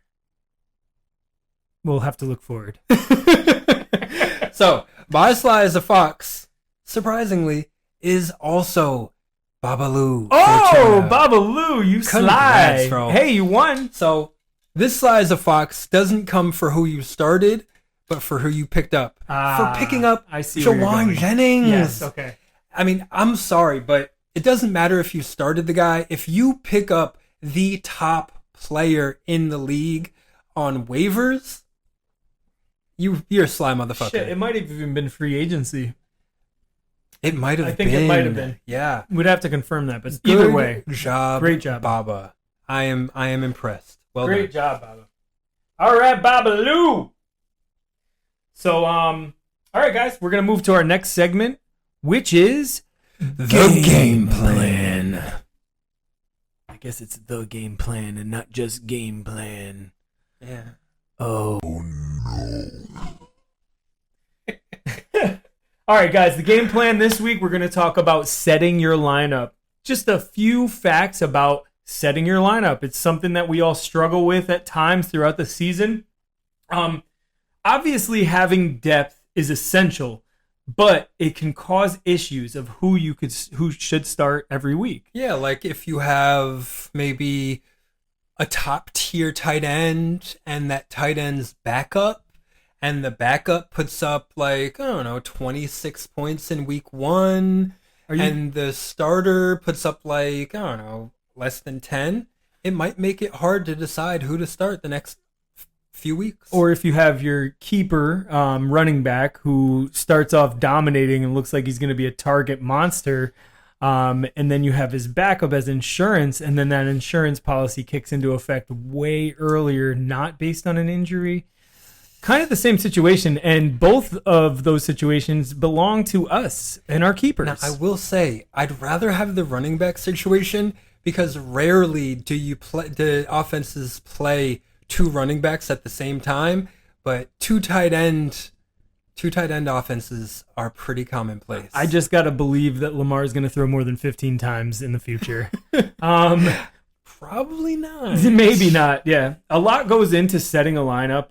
While some players just go the simple route and go by like the platform's projections, what the NFL says they're going to do, there are other helpful resources and strategies that you can remember. I'll give you guys a little intel on some of these tools to use to help figure out that difficult decision to make on who you're going to start. I'm not a fantasy tool. You're a fantasy tool. Well, here's some fantasy tools. You could go to Fantasy Pros. Fantasy Pros is a great resource for all fantasy sports. They have a tool called Who Should I Start? You literally put in 2 players, and it'll tell you what the experts, would pick in a percentage. I think I'm on Fantasy Pros, and if I'm not mistaken, you can import your team in, and it will give you team-specific suggestions. Yes, if you have like the paid version, I believe you could do that, and you could do up to 4 players to decide who should I start out of these 4 guys. But the free version gives you the ability to put 2 players in and see who the experts would start. Some other tools would be ESPN or the NFL Network, their websites, their apps. There's a lot of good information there. They obviously cover sports. The NFL Network covers the NFL. So obviously going to them would be some helpful information. There's also The Gray Report by David Gray, which is a weekly report. That's one of the most well-known fantasy reports. Yeah, and everyone I listen to, they get the weekly report from him. Yeah, and he gives like he does it by footballs. Like 1 football means you suck or you're injured and not playing. 5 footballs means you're outstanding. And then so I get half a football. Yeah. Oh yeah. Well, I'm there with you. We could put our football together and play catch. And then of course you have podcasts like the First Take podcast. A more comedic version would be Pardon My Take podcast, which is the guys from Barstool Sports. The fantasy footballers from Arizona, those guys are very informative and awesome. Don't forget about the most important and the most poignant fantasy podcast. The Put It in the Air podcast? That's the one. That was the next one I was going to say, so good timing. Look at that. It's almost like I'm reading your notes. And guys, just one more thing about lineups. Always take your Thursday night players out of your flex to give you more flexibility come Sunday or Monday. If you have a wide receiver in the flex on Thursday night, and then you find out that your running back isn't going to play on Monday later in the weekend, then you don't have the ability to switch that player out of your flex. That's not how you wanted to say that. Okay, say it easier. If you have your wide receiver in the flex for Thursday night, and then your starting wide receiver is out on Sunday, then now you have to take one of your bench wide receivers and put him into your starting spot. Whereas if your Thursday night wide receiver is in your starting spot and your starting wide receiver goes out, then you can replace him with a tight end or a running back or any position. How we say it is very confusing, but simply put, if you start a player in your starting running back or wide receiver spot or tight end spot, it gives you the flexibility to use your flex in case one of your players on Sunday or Monday is out or questionable, and you could make the move with a running back or receiver or tight end, so you have more flexibility. We've already seen 2 last-minute injuries after Thursday Night Football. They both happened to go to tight ends with Evan Ingram and George Kittle. Mm-hmm. But if you had them in your flex, then you would really be hurting trying to figure out your squad. And probably the fact that you're starting more than one tight end, you'd probably be hurting off of that piece. There you go. So just a couple tips in setting your lineup. We want you guys to have your best fantasy production, and want you to be happy on Monday or Tuesday morning. So that would be game plan. And next, Parallel Universe. The Parallel Universe. Looking into different fantasy leagues. This one's real quick today. Just wanted to briefly review something in Jay's league, the Lion's Den, that's a little different, and it's live free agents. Jay does work on waivers. His league does work on waivers. However, the only players to go to waivers are players that were dropped by another team. So it's not all the free agents from the week before. It's only if it got dropped from an active. Okay, exactly. And the waiver priority stays the same until somebody ahead of you makes their waiver priority. They go to the back of the line. So you really want to use your waivers when somebody drops somebody for something valuable. Otherwise, like somebody this week, I think Jay's brother used his waiver priority on like a defensive lineman, which is one of the lowest scoring positions. So I just was like baffled by why would you do that? Why? But it's very interesting. If you're watching a game live, you could like when the kickoff happens, everybody doesn't go to waivers. They're still free agents. So say Ramondre Stevenson goes down with an injury mid-game and Antonio Gibson's unrostered, you literally can add him at that very moment, and you race toward adding players, and it's pretty interesting to see on Sunday how many players are added and dropped. I wouldn't really recommend this style for our league just because there's so much activity going on, and then, you know, it's really the active players are the better players. But it's very interesting, and I thought I would bring it up.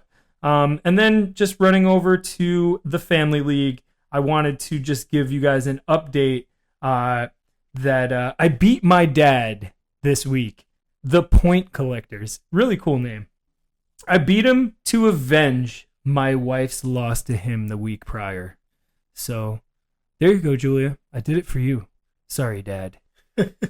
Stop beating your son's wife. What's wrong with you?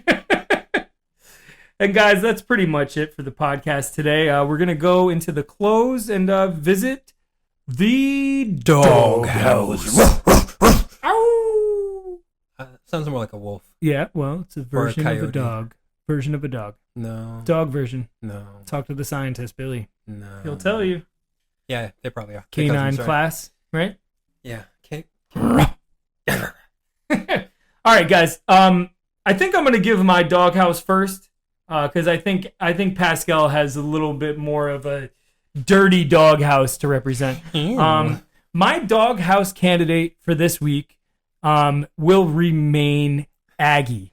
Aggie, Really, you're bro? in my doghouse. Really? Well, let me tell you. Again? It's not only for his trash name, the worst name in fantasy So football he gets ever. more than one reason for Yeah, getting in the dude. doghouse. You know, it's not only for your name, man, but where have you been? Really? I hope you've been hanging out with Babalu. Like, I miss you, man. Otherwise, you may as well be in outer space. I miss you. Yeah. Come back. Dude, I don't even know if you've come. I know you paid. He commented. I've seen him. commented? He's talked a few times. You think he's sour about being in the doghouse all the time? He doesn't like trash on his name, on his really bad name? I actually don't think he's listened to the podcast. Probably at not. all. Yeah, No. I feel like if you listen to the podcast, you at least say something like, "Oh, good job." Why do I have to be in the doghouse every week? Don't put me in the doghouse. Change your name. Hashtag change your name. I don't mind it. Your name sucks. So, Damn for it. me, I do mind something else. Who's in your doghouse this week? I won't name names, I hope they're listening. but apparently, at least one of our members is a little bitch Ooh. and doesn't listen to the podcast that we put so many hours of work into every week Ooh. because, quote unquote, we talk too much shit. Well, you know what, Sean Dennehy? Oops, I named names. Ya little bitch. But unfortunately, he won't hear this because he doesn't want to listen to our little podcast because he's afraid of us talking shit about our buddies in our fantasy league. He also, in asking for his 5-37 bet guess, he said he's not interested because he doesn't listen to the podcast because we talk too much shit. Oh, poor little Sean. So, Sean, we should get him a bib. and we Aggie's phone number too, so you can call him and make sure he's alive, and then they can complain about us together because we talk shit about them every week, apparently. Yeah. So, Sean, stop being a little bitch because you're in the doghouse. Dude, it's cold out. It's getting cold. It's getting And cold. it's wet. It's like London up in this mother. There you go. Sean, just change your name. Right. Just kidding. Aggie, change your name. Captain cannot bust these nuts. Can you guys be more around? And you know what? You know that little stick that's next to the doghouse where you tie the dog to the leash? Babalu, you're right there, man. Where you been to, dude? Come on, man. Yeah, come on, Baba. Guys, I text you. You say, "Oh yeah, I listened. Oh yeah, go." Babalu said, "Go, Derrick Henry," via text. He doesn't like talking in the chat, so I'm gonna give everybody his personal cell phone number on the next episode. Hopefully, people that don't know him will text and call, Sounds good. and maybe it'll incite some know activity what? We should put his number on Twitter. on X. No, Twitter. Oh, And with that being said, guys, we're out of here. Make sure to have fun this week and be friendly to everybody. And always remember when setting your waivers to put it in the air. This is the Put It in the Air podcast. Yo, straight up. Sean's getting on my fucking nerves. Yeah, I get it. It is kind of like whiny though, like him, even Colin, yo. I know, Colin needs to stop complaining. I just, it's what happens when you go 0-3, No, he's not 0-3, Colin is he? and Sean are the only 0-3 teams. No, here. Colin's Yeah. not 0-3. It does bring Colin, that's pathetic. it does bring some value to the fact that you could go 0-3 and still make the playoffs. So hopefully both of them do. I mean, I'm 1-2, so I shouldn't really be talking, but still better than 0-3. Oh, I'm 1-2, just like you. Damn, Damn, it sucks. it really does. Let's get some wins this week, guys. I mean, I'm playing Sean, so Yikes. I'm just happy I'm 5-4 on the 5-37 bet. I mean, literally, one more win, the NFL was wrong. fuck you, NFL. You're wrong. We out. And that's that. Damn it, I'm never ready.